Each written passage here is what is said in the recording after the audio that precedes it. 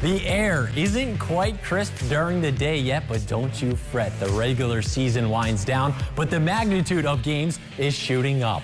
Good evening, everybody, and welcome to Home Team Friday, the Tri-State's original 30-minute football show. It's week 8. That means we've got a blurry picture of who everyone really is. But tonight, we sharpen it from a Van Gogh Starry Night type to the crystal clear on your TV screens. We start this evening up in North. The Huskies and Wildcats go toe-to-toe. Jasper trying to claw back to an even Steven and keep that 500 above streak alive that's been going for decades. And it might not be the postseason, but there's a lot for grabs up in Huntingburg. The PAC small school title decided between Southridge and North Posey. Can Jed Galvin and the Vikings take them on a victorious voyage and force the Raiders to play defense? And we go off the gridiron, where one sideline in Tell City is all too familiar with one another, where the coaching headset might sound like the family function. And we've got so much more in store. So kick back the recliner and strap in. I'll do the standing for you. It's time for the #1 football show in the Tri-State. It's Home Team Friday, and it starts right now. It's time for Home Team Friday, brought to you by Expressway Dodge. Senior day for the Wildcats, but the Warriors are looking to spoil the party, and Jay Sutton starts off Harrison Wright with a powerful run, looking like Derrick Henry, just bouncing defenders off him for a 40-yard pickup.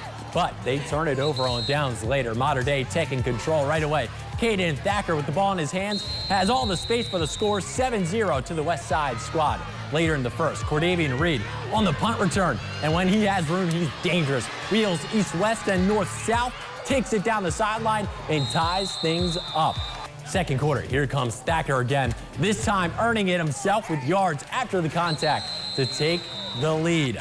Wildcats press on. Jackie Ford, goal line carry. He's in, and Mater Dei picks up the dub in this one, 45-7.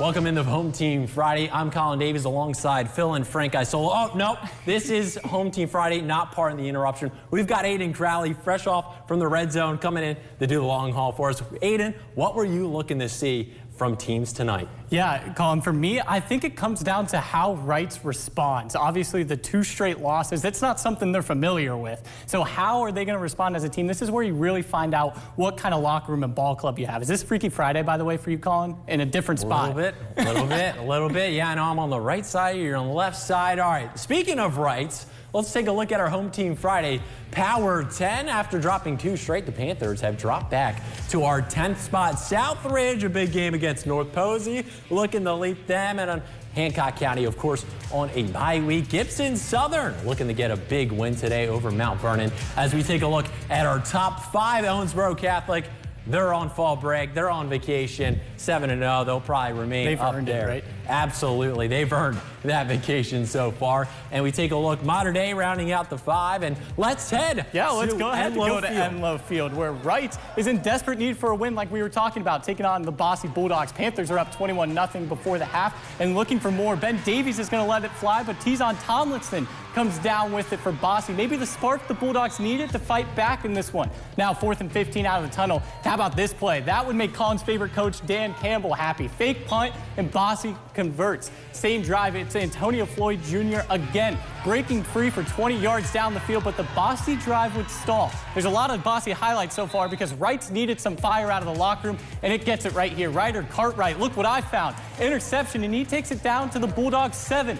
Elijah Darrett would punch it in 1 play later. Wrights gets back in the win column, 35-0 over Bossy.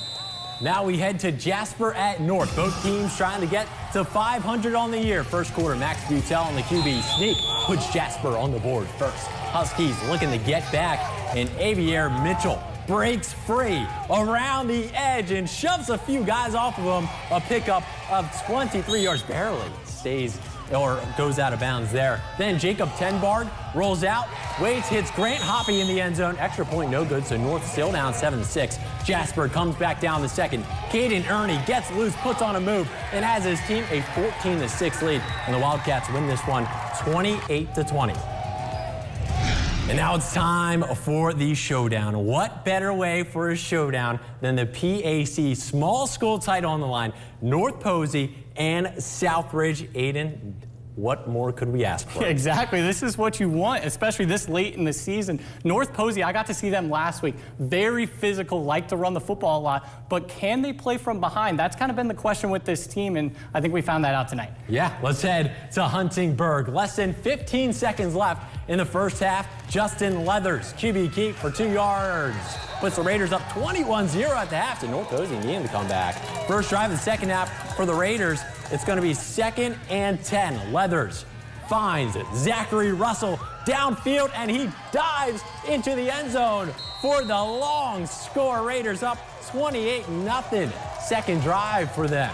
Ball on the 14-yard line, 2nd and 6. Leathers hands it off to Noah Wright, who is off to the races. 55 yards, sets up the Raiders in a good position heading in to the start of the fourth.